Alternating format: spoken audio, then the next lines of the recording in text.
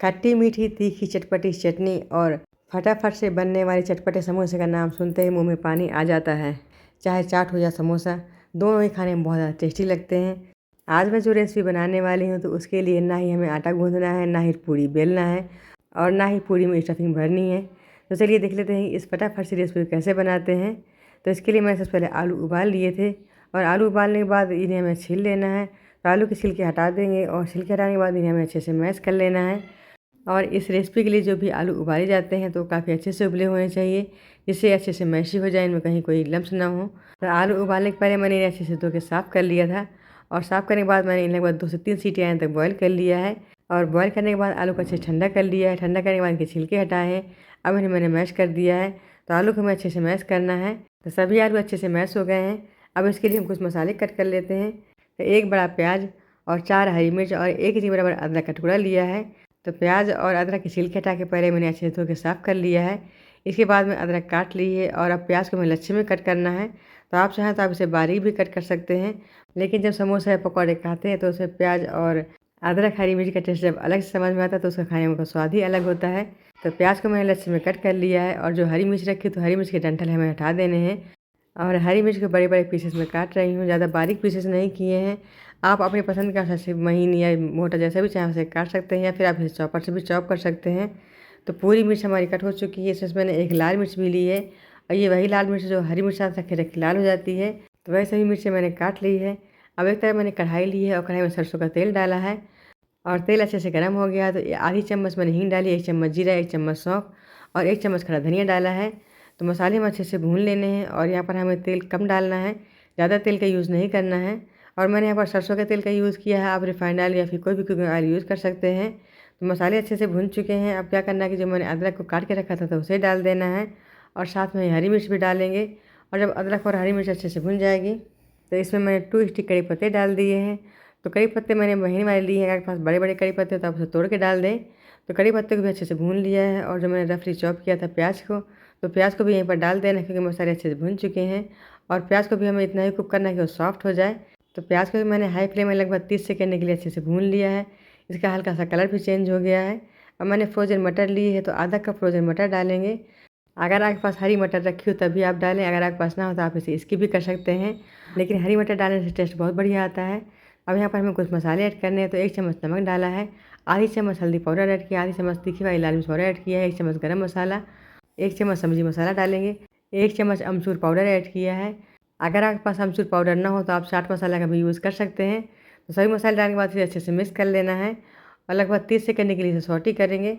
तो मसाले हमारे अच्छे से भून चुके हैं और जो मैंने आलू को उबाल के रखा था और उसे मैशी किया था तो आलू को भी यहीं पर डाल देना है क्योंकि मसाले अच्छे से भुन चुके हैं। और जो फ्रोजन मटर है तो पहले से ही सॉफ्ट होती है, इसे ज़्यादा कुक करने की ज़रूरत नहीं पड़ती है, इसलिए मटर डालेंगे उसके तुरंत बाद ही मैंने आलू डाल दी है। तो आलू पूरी डालने के बाद इसे अच्छे से मिक्स कर लेना है। तो इस तरीके से आप लोग अगर स्टफिंग बनाते हैं तो बहुत ज़्यादा चटपटी स्टफिंग बन के तैयार हो जाती है। और इस तरीके की स्टफिंग बनाकर आप लोग फ्रिज में रख लेते हैं तो आप इसे कई तरीके से यूज़ कर सकते हैं।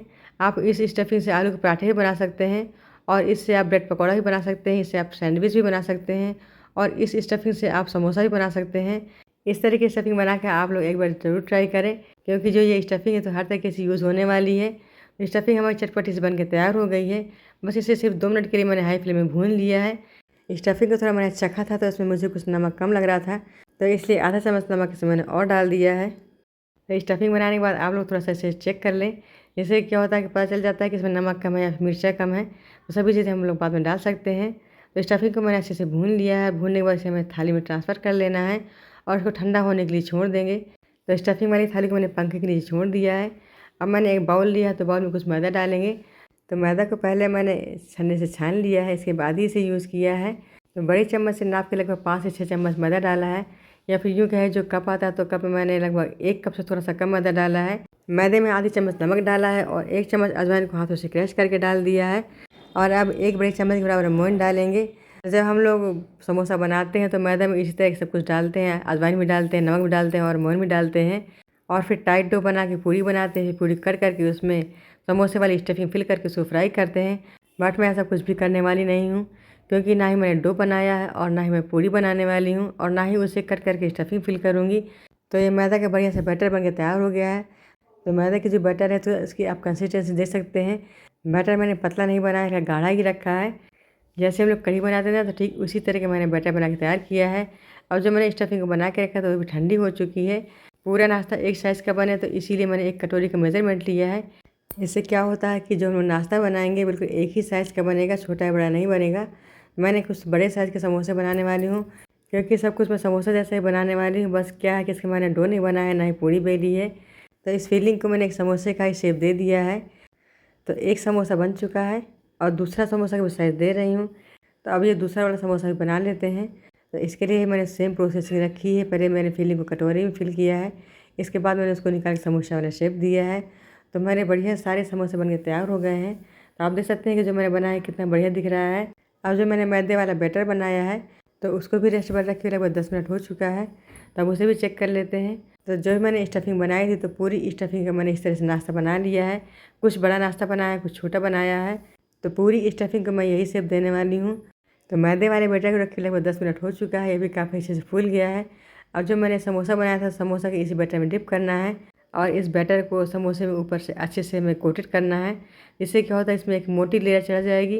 जैसे समोसा होता है ना, समोसे में एक मोटी लेयर होती है, तो उसी तरीके से इस नाश्ते में मैंने एक मोटी लेयर लगा दी है।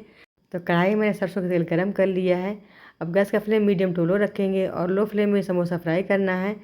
समोसा को अगर हम लोग लो फ्लेम में फ्राई करते हैं तो इसके जो ऊपर की पापड़ी थोड़ी क्रिस्पी बनती है और टाइट भी हो जाती है।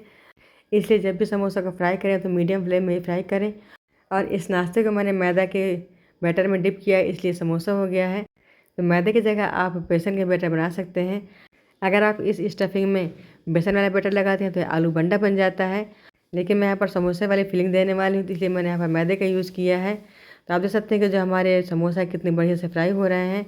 और एक बैच को फ्राई करने में लगभग 20 से 25 मिनट का समय लग जाएगा, क्योंकि मैं इसको धीमी आंच में फ्राई कर रही हूँ। अगर हाई फ्लेम में फ्राई करते हैं तो जल्दी फ्राई हो जाते हैं। तो आप देख सकते हैं कितना बढ़िया से हमारा एक नाश्ता फ्राई हो चुका है। इसे मैंने निकाल लिया है। और जब समोसे की पापड़ी अच्छे से क्रिस्पी हो जाए और काफ़ी टाइट हो जाए तभी इसको निकालना है। तो 2 समोसे अच्छे से फ्राई हो चुके, इसे मैंने निकाल लिया है। तो पहले मैंने बड़े साइज़ के समोसे बनाए थे तो उन्हें फ्राई कर लिया है। और इसके बाद में जो मिक्सचर बचा था तो उससे मैंने छोटे साइज़ के समोसे बना लिए हैं।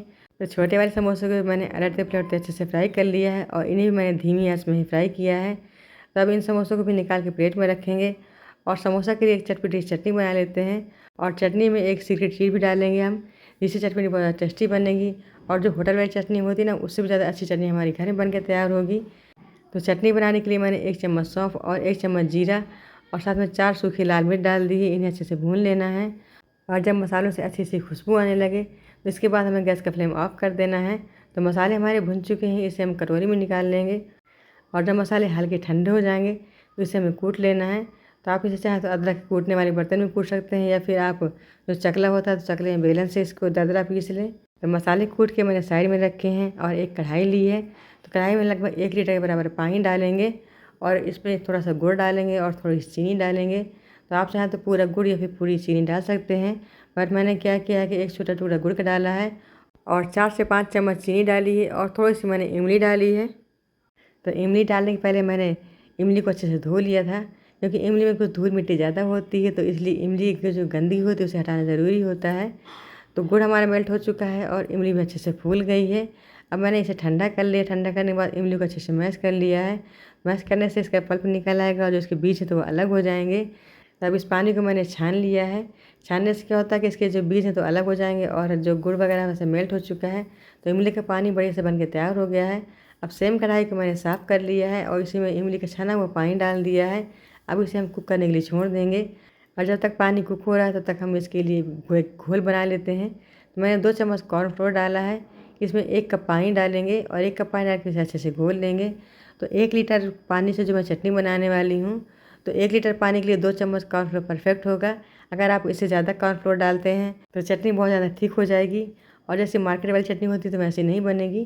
तो पानी में अच्छे से उबाला आ गया है, इसे मैंने 1 चम्मच नमक डाल दिया है और जो मैंने मसालों को भून के ग्राइंड किया था तो वो दरदरे मसाले भी डाल दिए हैं। अब साथ में कॉर्नफ्लोर वाला बैटर भी डालेंगे। तो जब हम लोग कॉर्नफ्लोर वाला बैटर डालते हैं उसको बराबर चम्मच से चलाते रहें, वरना क्या होगा तली में बैठ जाएगा। तो आप देख सकते हैं कॉर्नफ्लोर डालने के साथ ही जो हमारी चटनी थोड़ी सी थिक होने लगी है। तो चटनी को हम बराबर चम्मच से चलाते रहेंगे। अब चटनी थोड़ी सी और तीखी हो जाए इसके लिए मैंने आधी चम्मच तीखी वाली लाल मिर्च पाउडर ऐड किया है और 1 चम्मच कश्मीरी लाल मिर्च पाउडर ऐड किया है। तो जो कश्मीरी लाल मिर्च पाउडर होती है वो तीखा नहीं होता, सिर्फ कलर के लिए होता है। कश्मीरी लाल मिर्च पाउडर डालने के बाद चटनी का कलर चेंज हो गया, चटनी कुछ लाल लाल सी हो गई है। अब इस चटनी को मीडियम फ्लेम में लगभग 5 मिनट तक के लिए कुक करेंगे, जिससे थोड़ी सी और थिक हो जाएगी। और अब चटनी में एक सीक्रेट चीज़ मैं डालने वाली हूँ, जो हलवाई लोग डालते हैं और किसी को बताते भी नहीं हैं। उससे चटनी का टेस्ट बहुत बढ़िया आता है और किसी को पता भी नहीं चलता है कि इसमें क्या पड़ा है। तो फ्रेंड्स, आप रेसिपी कोई भी बनाएं, सभी चीज़ों को बनाने में थोड़ा समय भी लगता है और मेहनत भी लगती है। तो अगर आपको मेरी मेहनत पसंद आई हो और ये रेसिपी पसंद आई हो तो वीडियो को लाइक और शेयर करें और चैनल सब्सक्राइब करें। तो अब मैं यहाँ पर सीक्रेट चीज़ डालने वाली हूँ, तो ये है सौंठ पाउडर। तो 1 चम्मच मैंने सौंठ पाउडर डाला है। सौंठ पाउडर डालने के बाद चटनी को लगभग 30 सेकंड के लिए अच्छे से कुक करेंगे और इससे इसका टेस्ट भी डबल हो जाएगा। तो सौंठ पाउडर के बारे में हलवाई कभी किसी को बताते ही नहीं है, जो आज मैं आपको बता रही हूँ। अब चटनी को हम सर्व करेंगे। तो बढ़िया चटपटी चटनी और हमारे समोसा बनके तैयार हो गए हैं, तब खाने के लिए रेडी हैं। तो फ्रेंड्स, आप इस मज़ेदार रेसिपी एक बार ज़रूर ट्राई करें और फैमिली के साथ एंजॉय करें। तो इसी तरह के नए वीडियो में नई रेसिपी के साथ मिलें, तब तक नमस्कार, थैंक्स फॉर वॉचिंग।